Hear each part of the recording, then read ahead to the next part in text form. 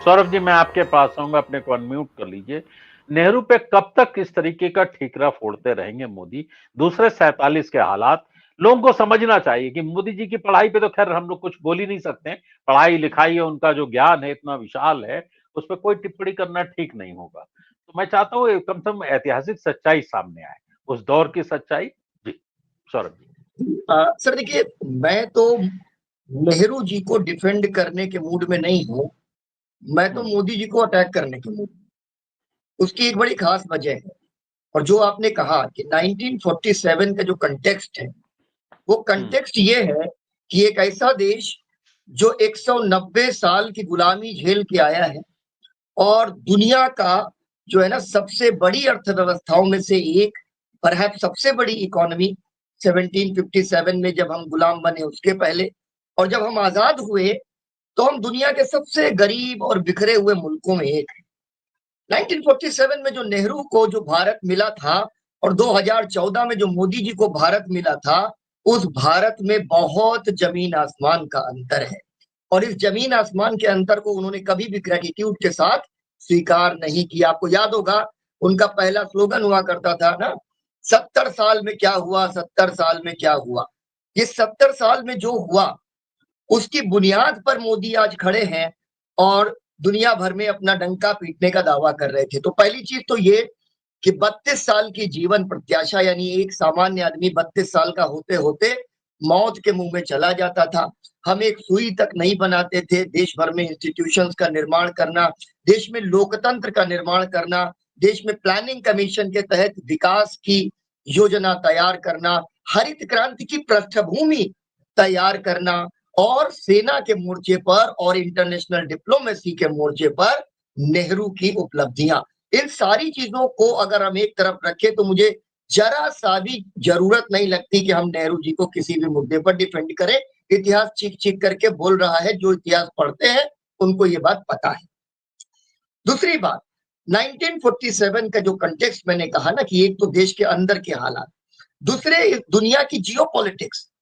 मतलब ये 1945 second world war खत्म होने के बाद एक नई प्रक्रिया, जो अमेरिका ने कहा कि हम एक नई प्रक्रिया बना रहे हैं, और 1942 में अमेरिका ने रूस को और ब्रिटेन को मजबूर किया अटलांटिक चार्टर साइन करने के लिए और कहा कि भाई हम आपका विश्व युद्ध में सहयोग कर रहे हैं, लेकिन आप ये जो है हमें आश्वासन दीजिए कि विश्व युद्ध के खत्म होने के बाद आप दुनिया के देशों से अपने उपनिवेशवाद खत्म कर देंगे। उसको कहा गया कि ये औपनिवेशीकरण है। तो लगभग 47 में हम आजाद हुए, 45 में विश्व युद्ध खत्म हुआ, उसके बाद दुनिया में तमाम सारे देश आजाद हो रहे हैं क्योंकि अमेरिका ने सबको आजाद करवा लिया। लेकिन अमेरिका और ब्रिटेन इस बारे में बहुत सावधान है कि हमें पूरी दुनिया पर कब्जा भी करना है और खासतौर पर अब अमेरिका की सरपरस्ती में कब्जा करना है। हमने 70 साल में क्या हुआ या क्या नहीं हुआ, हमने 70 साल में अमेरिका को अपने मुल्क का, अपने देश का, अपने वतन का सरपरस्त नहीं बनने दिया। ये नेहरूवियन डिप्लोमेसी का बहुत बड़ा कंट्रीब्यूशन है।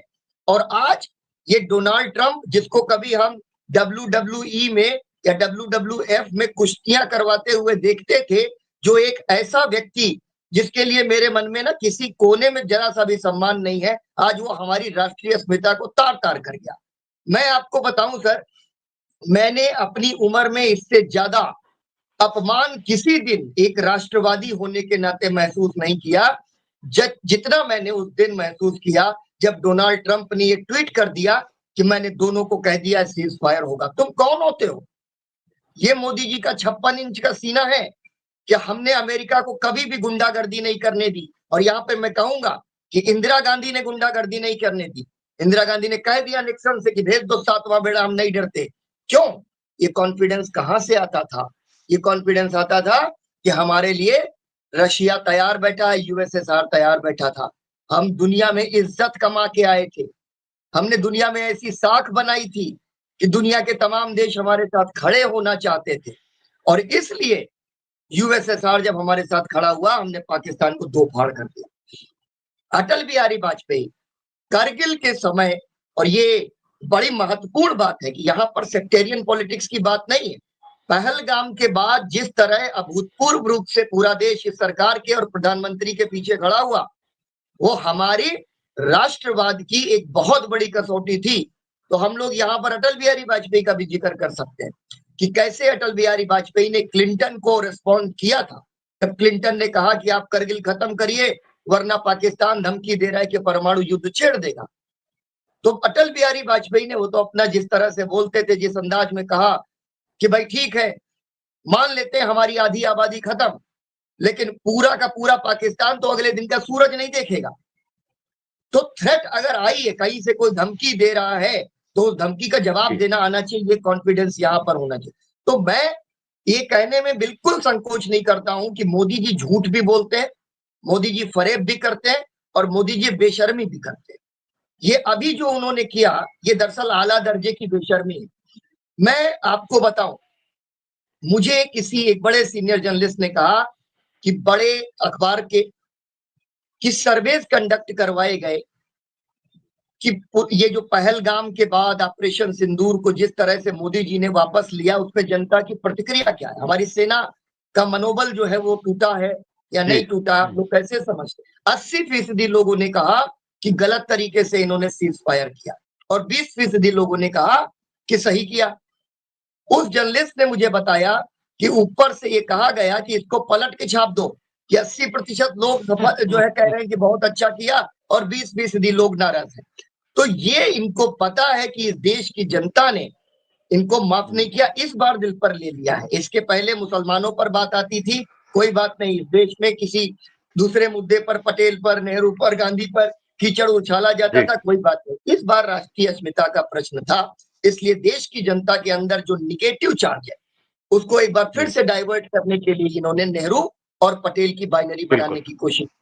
काठ की हांडी बार बार नहीं चढ़ती। आखिरी बात कह दूं सर, एक ऐसा प्रधानमंत्री जिसने बहुत कमजोर नए नए नवजात शिशु यानी नया नया पैदा हुआ जो बच्चा है यानी देश 1947 में उसको दुनिया का नेता बना के खड़ा कर दिया। उस जमाने में जब दो वॉरिंग ब्लॉक्स खड़े हुए थे शीत युद्ध के समय, एक तरफ अमेरिका और दूसरी तरफ सोवियत संघ, पूरी दुनिया को गुलाम बनाने पर लगे हुए थे कि हमारे साथ आओ, या तो नेटो साइन करो या वर्षा साइन करो। अपनी कमर, अपनी रीढ़ की हड्डी सीधी रखते हुए पूरे विनम्रता से गांधी का वो अनुयायी बोला कि परमाणु निशस्त्रीकरण के लिए और युद्ध के से विहीन विश्व के लिए हम काम करेंगे। हम गुट निरपेक्षता के पक्ष में हैं और गुट निरपेक्षता के पीछे एक समय में 122 से ज्यादा देश खड़े थे। आज मोदी जी को यह भी जवाब देना होगा। मैंने कहा ना कि मैं नेहरू जी को डिफेंड करने से ज्यादा मोदी जी को अटैक करने के मूड में हूं। मोदी जी इस बात का जवाब दें कि गुट निरपेक्ष आंदोलन से हमने दुनिया में जो साख कमाई थी वो साख उन्होंने 10 साल में मिट्टी में क्यों मिला दी कि एक भी दुनिया का देश हमारे पक्ष में खुलकर नहीं खड़ा। असली बात है। आपने एक सर्वे की बात की, कल ही आशुतोष ने एक बात की है, महिलाओं में सबसे ज्यादा गिरावट मोदी जी की लोकप्रियता में आई है। 44% महिलाएं ये जो सीज फायर हुआ है इसको माना है कि ये बड़ी गलती हुई है।